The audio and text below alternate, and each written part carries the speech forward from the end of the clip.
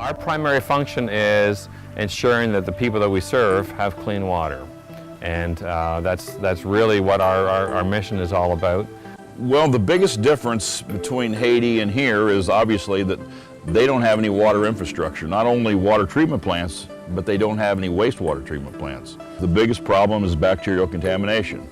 Cholera, typhoid, Cryptosporidium, Giardia, E. coli, these are all waterborne bacteria that can possibly be in the water, and chlorine is going to kill these bacteria.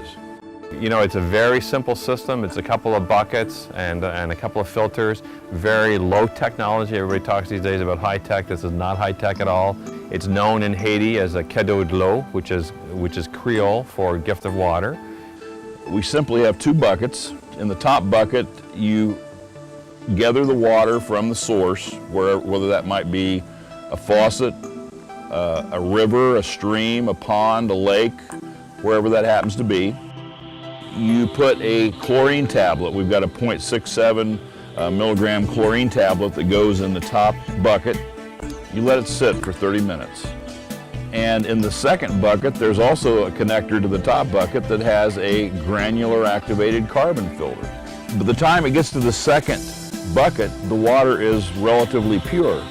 Now we want to make sure that it doesn't go bad in the second bucket, so we have a very small chlorine tablet, about 1/4 the size of the one that goes in the top bucket. That just keeps the water fresh, prevents it from stagnating or any airborne bacteria. Over the last 2 years, we've distributed 20,000 units, and every household has an average of about 6 people per household. So that would be 120,000 people that we have helped, you know, just over the last 2 years.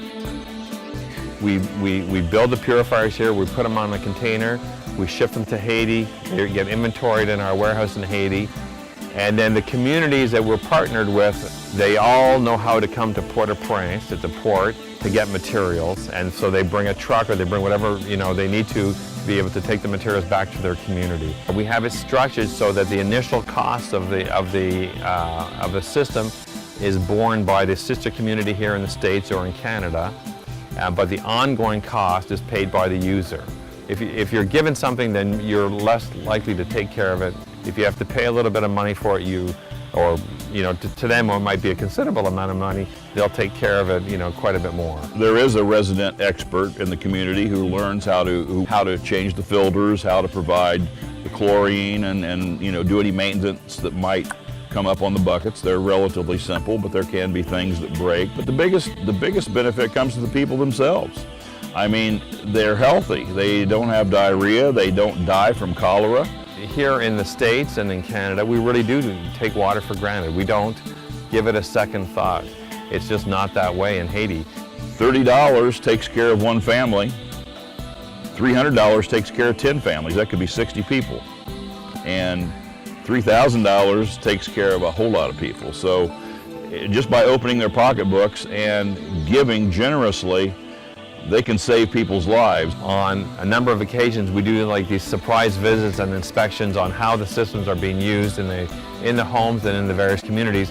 We're checking up on how the program's working. We do these unannounced visits, but they'll always have the gift of water system in a place of honor, right where they do their cooking, you know, in the house. Kids aren't allowed to touch it unless they're getting water. They have the tablets hidden away properly. It's not an uncommon occurrence to have children die and have to bury your own children in Haiti, because it's the immune compromised, the elderly, and the children that are the first to die from cholera and waterborne disease. You look at it and you say, how can anybody fix this? It's just such devastation and such disaster, and it's almost so overwhelming. You say, what difference can I make? Well, here's the difference you can make. With the Gift of Water Bucket program, you can save somebody's life starting tomorrow, and that life may very well be a little child. In 5 years, we were able to put the water program in about 100 communities in Haiti. For something that just started, trying to get the pieces together, so I don't think we should complain. And just by getting the water program in some communities, we've been saving many lives.